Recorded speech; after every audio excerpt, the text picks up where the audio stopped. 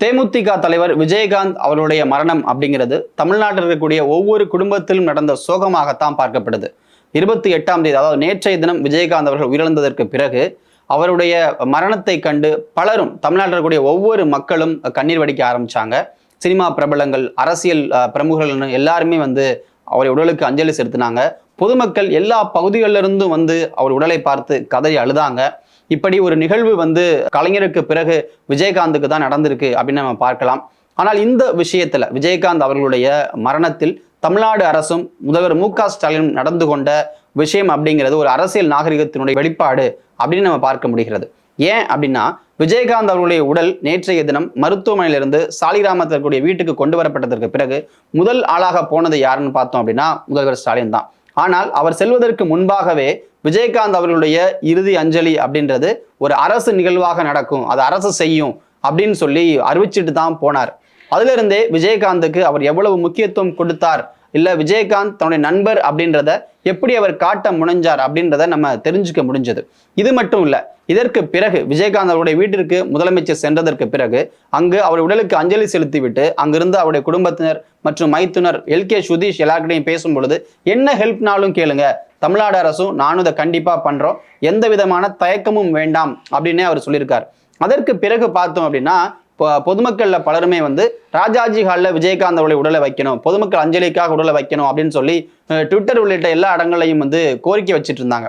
ஆனால் இந்த கோரிக்கை வருவதற்கு முன்பாகவே தமிழ்நாடு அரசு சார்பில் இருந்து விஜயகாந்த் அவர்களுடைய குடும்பத்தினருக்கு ஒரு செய்தி கொடுக்கப்படுது.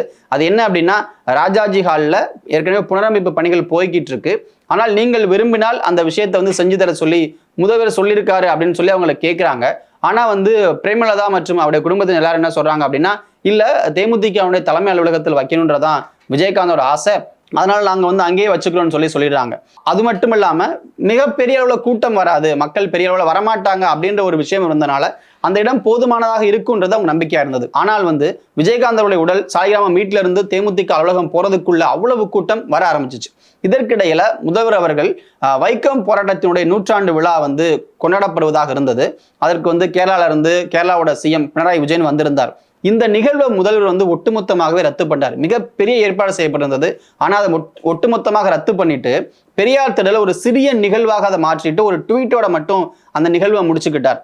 தன்னுடைய நண்பர் உயிரிழந்திருக்கும் பொழுது ஒரு விஷயத்தை கொண்டாடுவது அப்படின்றது சரியானதாக இருக்காது அப்படின்றத அவர் உணர்ந்து இதை செஞ்சார் அப்படின்னு நம்ம புரிஞ்சுக்கணும். ஸோ இந்த விஷயத்திற்கு பிறகு பார்த்தோம் அப்படின்னா, சிஎம் உடனடியாக விஜயகாந்த் அவர்களுடைய அந்த விஷயத்துல என்ன நடக்குது அப்படின்னு சொல்லி கேட்டு தெரிந்து கொள்ளும் பொழுது, கோயம்பேடு நிறைய கூட்டமாக இருக்கு, அங்க மக்கள் குழும தொடங்கியிருக்காங்க, தமிழ்நாட்டில இருந்து எங்கெங்க இருந்தும் மக்கள் வர ஆரம்பிச்சிட்டாங்க, கூட்டம் கட்டுப்படுத்த முடியாததாக இருக்கு அப்படின்றத அபிஷியல்ஸ் தான் சொன்னதற்கு பிறகு உடனடியாக அவருடைய உடலை எங்கேயாவது மாற்ற வேண்டியதானே, என்ன பிரச்சனை அப்படின்னு சொல்லி கேட்கும் பொழுது, ராஜாஜி ஹாலில் இந்த மாதிரி ரெனோவேஷன் போயிட்டு இருக்கு, ஸோ அங்கே மாற்ற முடியாது, நம்ம வேணா தீவுத்திடல்ல அதை பண்ணலாம் அப்படின்னு சொல்லி அவருக்கு ஆலோசனை கொடுக்கப்படுது. உடனடியாக நீங்க பேசுங்க, அவங்க குடும்பத்திட்ட பேசுங்க, பேசி அந்த ஏற்பாடுகளை செய்யுங்கன்னு சொன்னதற்கு பிறகு தமிழ்நாடு அரசுல இருந்து ஒரு சிறப்பு அதிகாரி பிரேமலதா அவரிடமும் சுதீஷ் அவரிடமும் பேசி இந்த மாதிரி தீவுத்திடல்ல வைக்கிறதுக்கு சிஎம் சொல்லியிருக்காங்க, நீங்க என்ன சொல்றீங்கன்னு கேட்டு அவங்க அனுமதி பெறப்பட்டு தீவுத்திடல்ல கவர்மெண்ட் அந்த ஏற்பாடை பண்றாங்க. அதாவது சென்னை மாநகராட்சியினுடைய ஆணையர் ராதாகிருஷ்ணன், போக்குவரத்து காவல்துறையிலிருந்து சுதாகர் ஐபிஎஸ் மற்றும் எல்லண்டோல இருந்து பிரேமானந்த் சின்ஹா உள்ளிட்ட ஒரு குழுவானது தீவுத்திடல் என்னென்ன பண்ணணும், எப்படிப்பட்ட சிக்கல்கள்லாம் வரும், எவ்வளவு பேர் வந்தா அதை நம்ம எப்படி ஆர்கனைஸ் பண்றது, இப்படி எல்லா விஷயத்தையும் ஆய்வு பண்றாங்க. பண்ணதற்கு பிறகு தமிழ்நாடு அரசுடைய ஒட்டுமொத்த துறையும் அதில் வேலை பார்க்குறாங்க. இன்றைக்கு காலை விஜயகாந்த் அவருடைய உடல் காலை 7 மணிலிருந்தே பொதுமக்கள் அஞ்சலிக்காக தீவுத்திடல் வைக்கப்பட்டிருந்துச்சு. பொதுமக்கள் ஏராளமான பேர், ஆயிரக்கணக்கான பேர் வரிசையில காத்திருந்து பார்த்த நம்ம பார்த்தோம். எல்லாரும் கதறி கதறி விஜயகாந்தனுடைய உடலை பார்த்தாங்க. அவ்வளவு பேர் அஞ்சலி செலுத்திட்டு போயிருந்தாங்க. இது மட்டும் இல்லாம இந்த நிகழ்வுகளுக்கு முன்பாக, அதாவது காலை 7 மணிக்கு இந்த நிகழ்வு பொதுமக்கள் அஞ்சலி தொடங்குறதுக்கு முன்பாகவே அமைச்சர் உதயநிதி நேரடியாக அங்க போய் ஆய்வு பண்ணிட்டு வந்திருந்தார். எல்லா ஏற்பாடும் சரியாக பண்ணப்பட்டிருக்கா, இந்த சிக்கலும் வராதே அப்படின்னு சொல்லி. இதோட என்ன பண்ணாங்க அப்படின்னா, ஆயுதப்படை காவலர்கள் உடனடியாக அங்க வந்திருந்தாங்க. அதோட தமிழ்நாடு காவல்துறையில இருந்து ஒரு 3000 காவலர்கள் இந்த பணிகளுக்காகவே வந்திருந்தாங்க. எல்லாரும் சேர்ந்து அந்த ஏற்பாடுகளை பார்த்துக்கிட்டாங்க. எல்லாரும் சேர்ந்து இந்த விஜயகாந்த் அவர்களுடைய பொதுமக்கள் அஞ்சலி எந்த விதமான சிக்கலும் இருக்கக்கூடாது அப்படின்றத என்ஷூர் பண்ணதை நம்ம பார்க்க முடிஞ்சது. இதற்கு பிறகு அமைச்சர்கள் மா சுப்பிரமணியன் மற்றும் தாமோ அன்பரசன் அவர்களும் இந்த நிகழ்வுக்கு உடனடியாக சென்று அங்கே ஏதேனும் பிரச்சனைகள் இருக்கா, என்ன இருக்கு அப்படின்றதையும் கண்டினியூஸா மானிட்டர் பண்ணி அந்த விஷயத்தை பண்ணிட்டு இருந்தாங்க.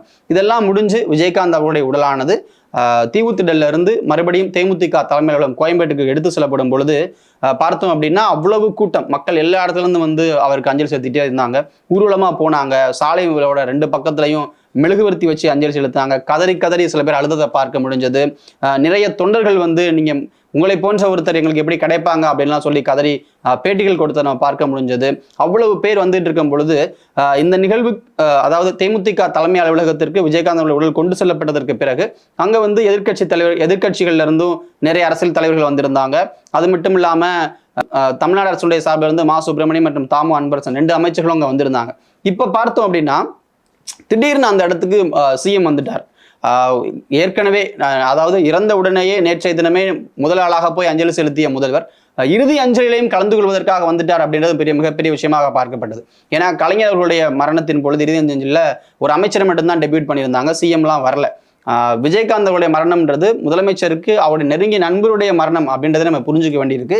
அதனுடைய அடிப்படையில் இறுதி அஞ்சலிலையும் முதல்வர் வந்து கலந்துக்கிட்டு அஞ்சலி முடியும் வரைக்கும் அங்கே காத்திருந்தார். அமைச்சர் உதயநிதியும் அந்த இடத்துல வந்து பார்க்க முடிஞ்சது. இதற்கு பிறகு அரசு மரியாதையோடு அனைத்து விஷயங்களும் நடந்தது.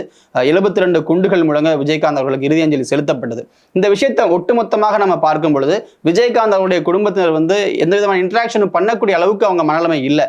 ஆனாலும் கூட தமிழ்நாடு அரசானது அனைத்து ஏற்பாடுகளையும் அவங்க கேட்காமலே செஞ்சாங்க.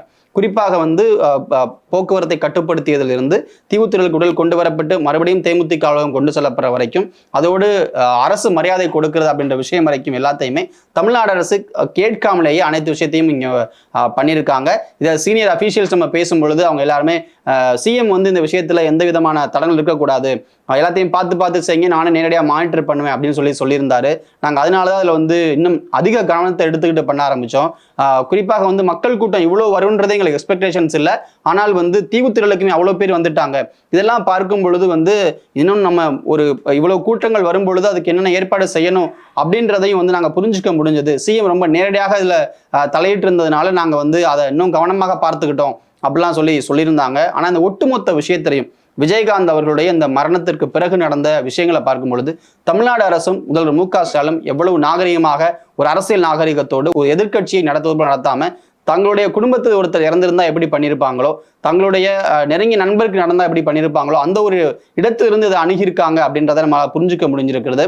காவலர்கள் அவ்வளவு பேர் வந்திருந்தாங்க, சென்னை மாநகராட்சியிலிருந்து அவ்வளவு பேர் வந்திருந்தாங்க, அவ்வளவு தூய்மை பணியாளர்கள் வந்திருந்தாங்க. இப்படி ஒட்டுமொத்த தமிழ்நாடு மெஷினரியுமே சேர்ந்து விஜயகாந்த் அவருடைய மரணத்தில் எந்த விதமான சிக்கலும் இருக்கக்கூடாது, அதை நடத்துவதில் எந்த விதமான தடங்களும் இருக்கக்கூடாது அப்படின்னு சொல்லி ரொம்ப ஏற்பாடுகளை சரியாக செய்து முடித்து இறுதி அஞ்சலியை வந்து நடத்தி காட்டியிருக்காங்க. இதுல தமிழ்நாடு அரசினுடைய பங்கு அப்படின்றது ரொம்ப முக்கியமானதாகவே பார்க்கப்படுது.